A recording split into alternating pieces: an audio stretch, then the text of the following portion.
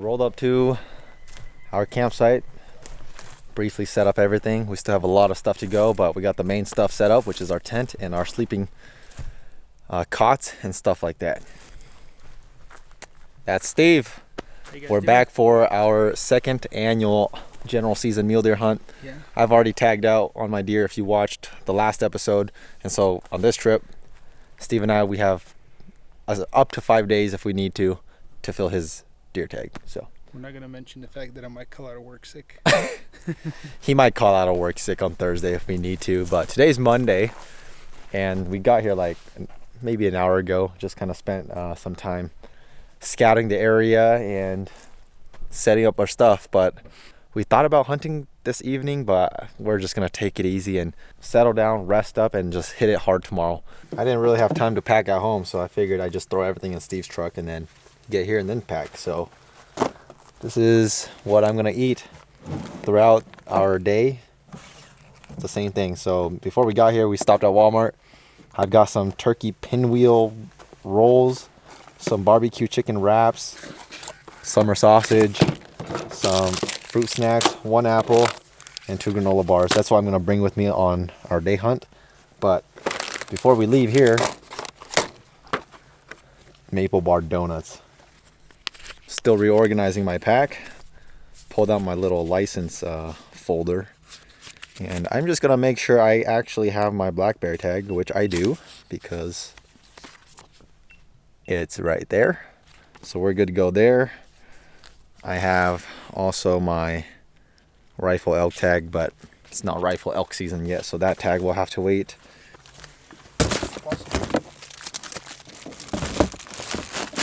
Maybe not like a human, but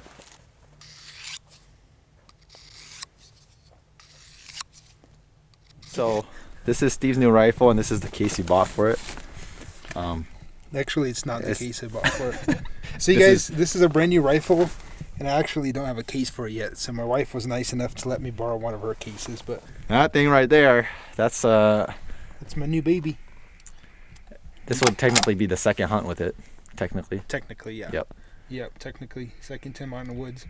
So this right here is the Savage 110 Ultralight. This is in the Kuiu Verde camo. And it's the same rifle that I used to shoot my buck 2 days ago.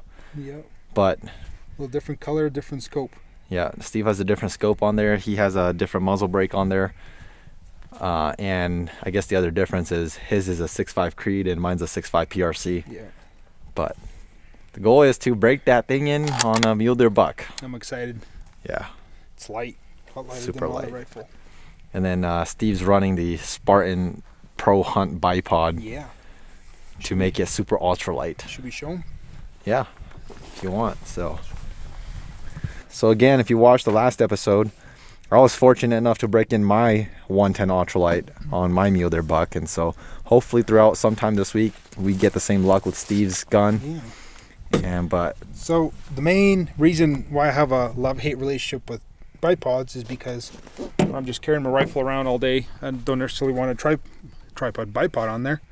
If you have to make a quick shot standing or kneeling, it's extra weight on here. So Spartan Precision actually makes a bipod you can disconnect. Basically clicks in and you can shoot and have a bipod. Legs extend up to 12 inches. But if I'm just hiking around, I can just disconnect it and then not have it on. Another cool part about it is it also has an adapter for my shooting sticks. For example, if I'm shooting with somebody else, so if I have my shooting sticks, I can actually, the rifle clicks right on there too, and it's magnetic. And now as you guys can see, I have full movement of the rifle, so it's kind of cool. In theory, we haven't actually tested it out in the true mountains. A lot of things look cool in theory until you use them, so ask me in a week. I'm sure you can tell Steve's been spending a lot of money on his gear, but it was time for an upgrade. He's been shooting the Ruger American for like 10 years. And so he asked me like a month ago, he's like, my wife's allowing me to buy a new rifle, so what should I get? And so I was like, well, you have 2 options. So he went with one of my suggestions, which is the 110 Ultralight. So now by any means, I don't want you guys to feel like you have to spend this kind of money, because this is an expensive setup to kill a deer. like Simong just said, for the last 10 years I hunted literally with like a $350 rifle and killed plenty of deer. I worked a lot of overtime and was fortunate enough to make some money and buy myself my, what I consider my dream setup right now. So Nice. this is my dad's. I didn't shoot that. Nice. That's my pride and joy right there. It's a little after 6 in the morning and it's still pretty dark out. But I can see the slightest bit of light peeking over this mountain top to our right over here. Steve and I, we've never hunted this area before, so we figured we'd get up like just at the break of dawn and slowly hunt and hike our way in as the sun's coming up, because since we've never been here, like, we don't even know what we would be walking past if we were hiking in the dark. So today, since it's our first day hunting this new area for us, we're just gonna go with the flow and learn the landscape, learn where you can glass, learn where the timber patches are, learn routes, find game trails, and all that stuff. Once we have a better layout of this area from today, then tomorrow we can pick out a glassing knob that we want to be at first light tomorrow, and then we'll hike in the dark tomorrow. But for today, we're just gonna go with the flow.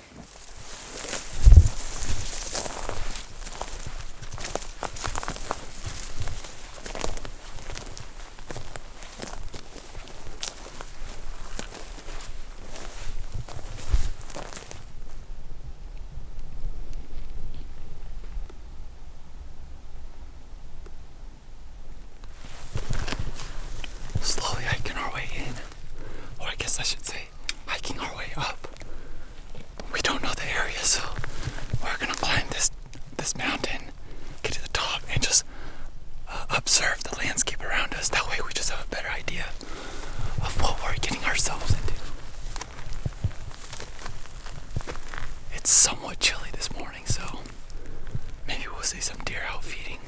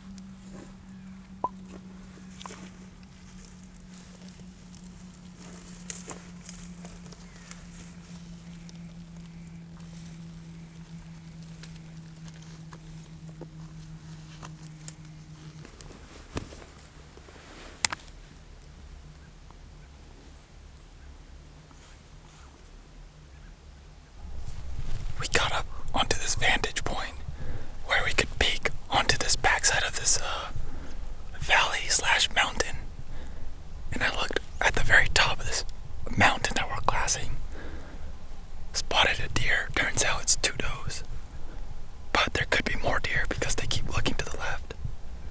But broke the ice, glassed up some deer. So first light magic. We're gonna pick out all the other pockets, see if we can't find a buck.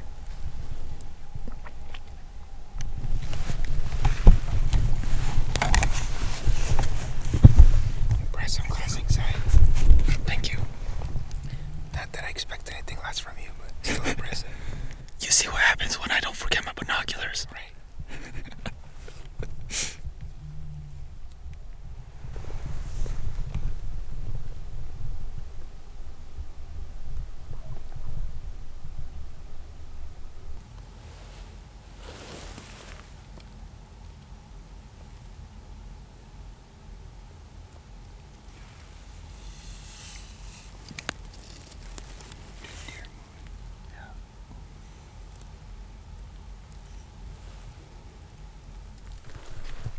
Leaving that glassing knob, saw a total of 4 deer. I saw 2 does. Steve also spotted 2 does. Sun's up now, so we're gonna drop to the backside of this mountain into the timber / shade, try different drainage.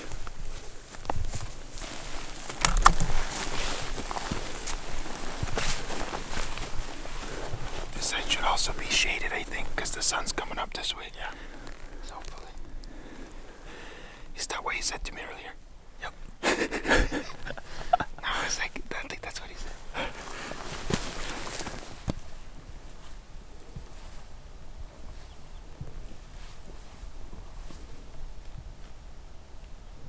It's 9 o'clock on the dot.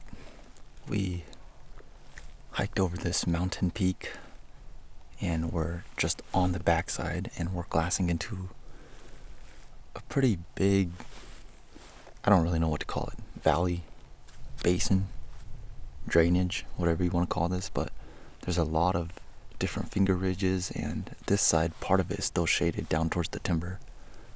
Haven't seen any deer on this side, but we have seen the elusive cattle, so I think we're on the right track. So there's a bunch of cows on these finger ridges, and usually where there's cows, there's deer.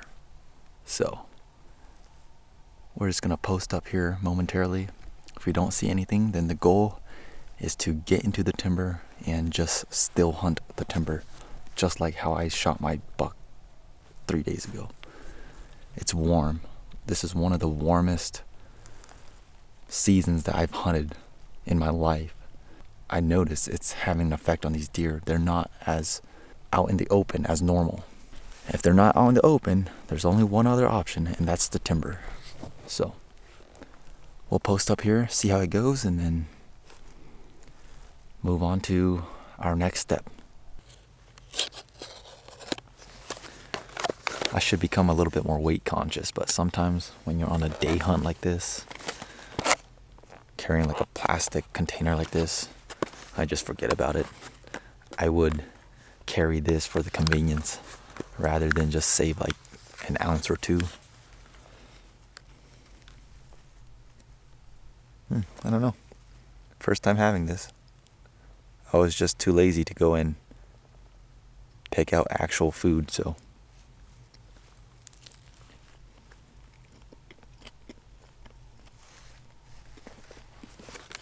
Not bad.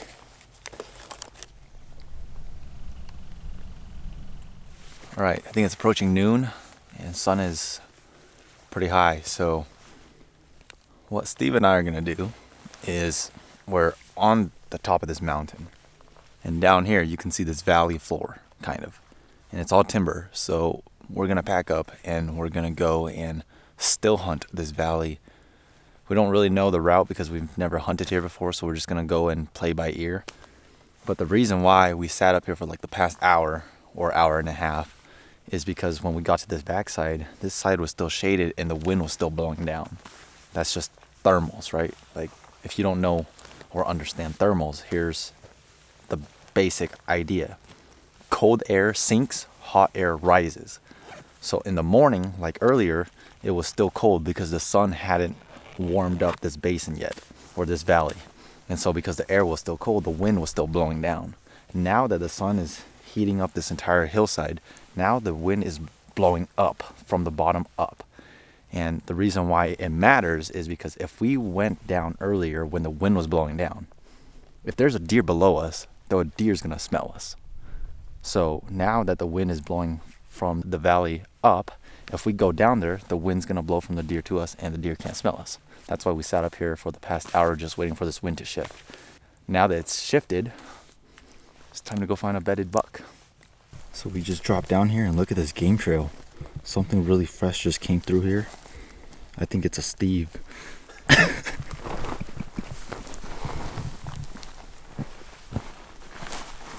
We might be going a little early because all the smoke is going down, but I think by the time we reach our elevation, the wind should be blowing up.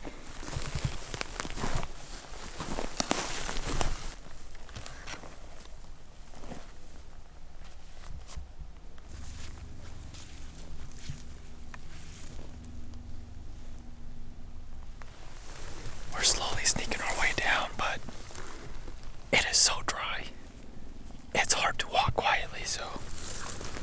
just gonna do our best here and try to be as quiet as possible and see if we can't just walk right up to a bedded buck.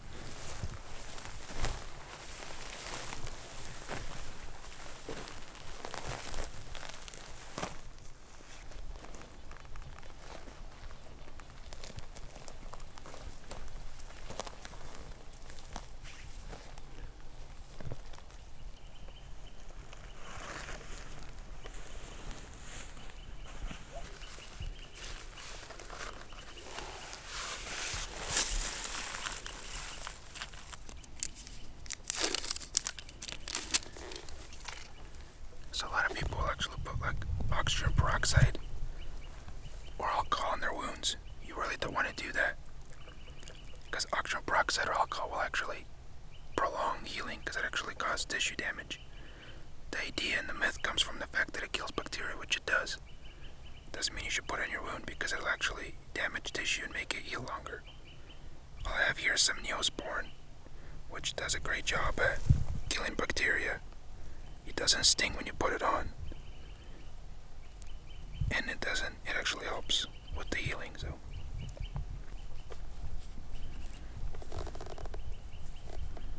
That should do it.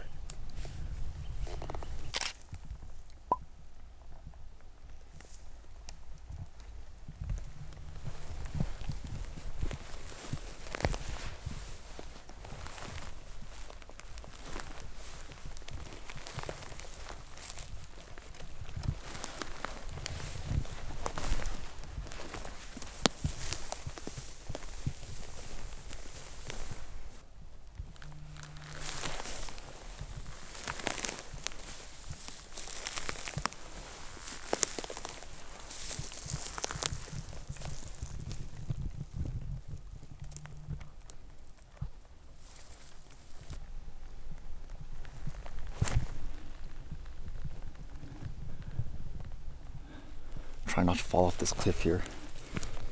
We've been sneaking our way through this valley, and then we're gonna climb back up. We're gonna sit on this knob. We're gonna sit right here for the evening because Steve's back is giving him a little bit of trouble, so we're gonna take it easy, not try and hurt his back. And so we're gonna pull out of the timber and just sit on this knob and just glass. Steve's been having some back pains for like the last 3 years, and it's becoming more and more frequent, so we're just gonna take it easy and yeah, kind of going up this stuff. Steve and I, we said we were done with shooting deer off cliffs, but here we are, climbing cliffs once again.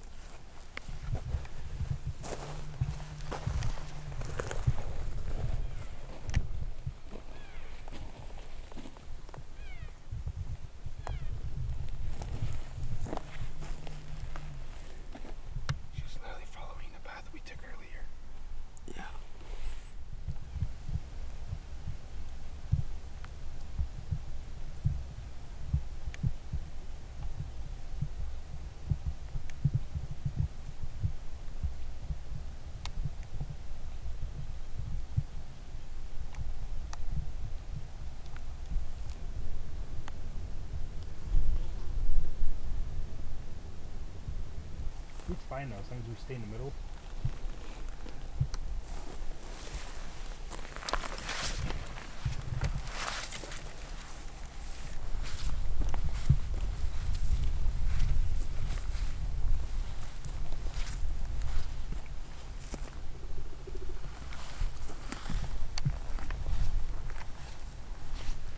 We decided to leave our glassing knob because Steve's back was irritating him when he was sitting down, but when he walks, his back doesn't feel pain, so we decided to hop up that ridge. Came up a super sketchy cliff, very narrow ridge, cliff on both sides, but we made it up here safely. And so now we're just gonna kind of walk around and we're just gonna play along with however his back is feeling.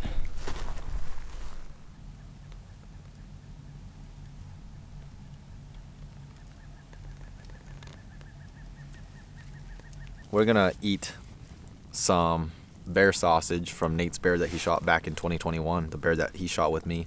Steve randomly found a pack of bear sausage that Nate gave him last year, so we're gonna eat that.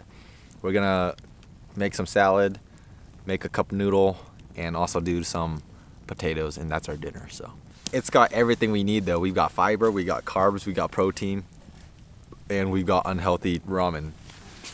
We're just really taking this hunt very casual, just very slow, just kind of going with the flow. And today we saw like 7 deer, so I guess it wasn't a total bust. I have a lot. Go ahead. Did you get it? Put this in your plate. I feel like you got ripped off. There's not much left, but it feels right to put it in your plate.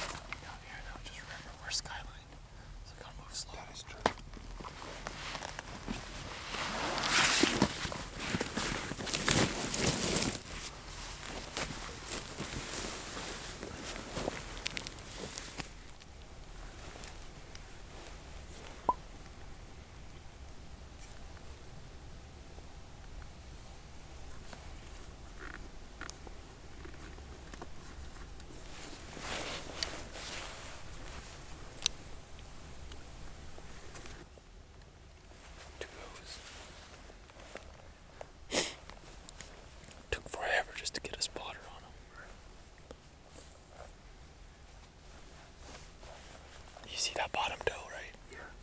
The other one's like top left. Yeah. We need a buck.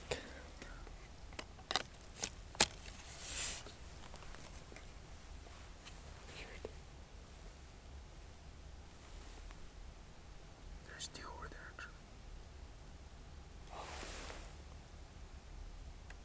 There's 2 deer in the middle of those dead trees. Yeah, I got them both.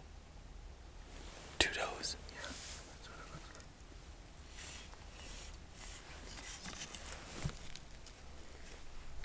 We're back at our glassing knob from yesterday morning. And we just sat down and Steve spotted like 2 or 3 does just right down below us on this bridge across. I think it's just 3 does, but they're kind of milling around. And I think they're not even that far.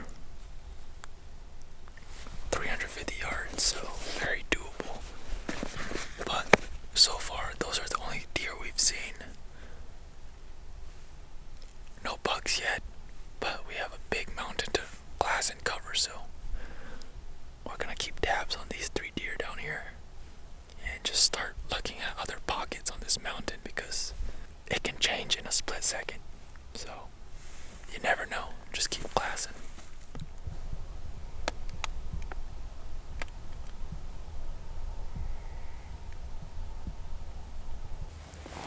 Steve had to go use the restroom. He just left like 2 minutes ago. I glass up at the very top of this mountain and I see 3 deer. Put the spotter on them and one of them is a spike. 2 does and a spike.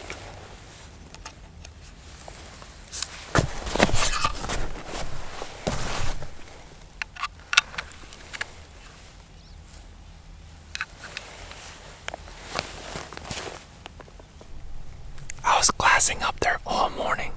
Never saw a deer. We were kind of paying attention to these 3 does down here to confirm that they were really does.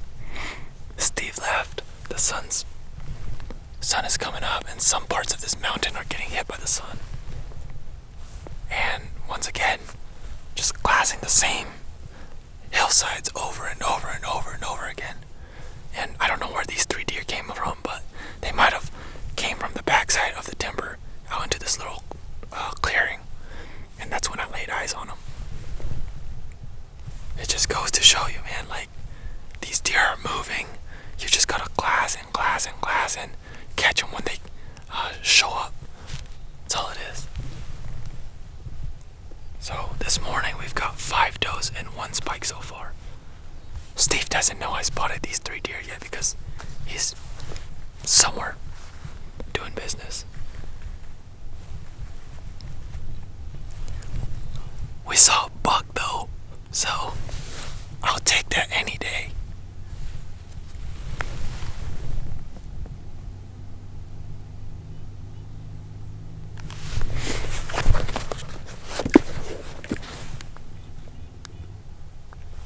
Like 1,400 yards, 1,500 yards.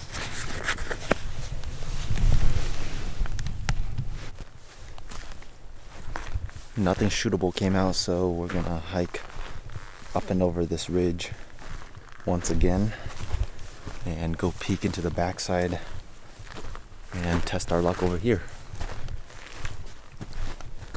Again, the sun is hitting this hillside, so the backside of this is still gonna be shaded.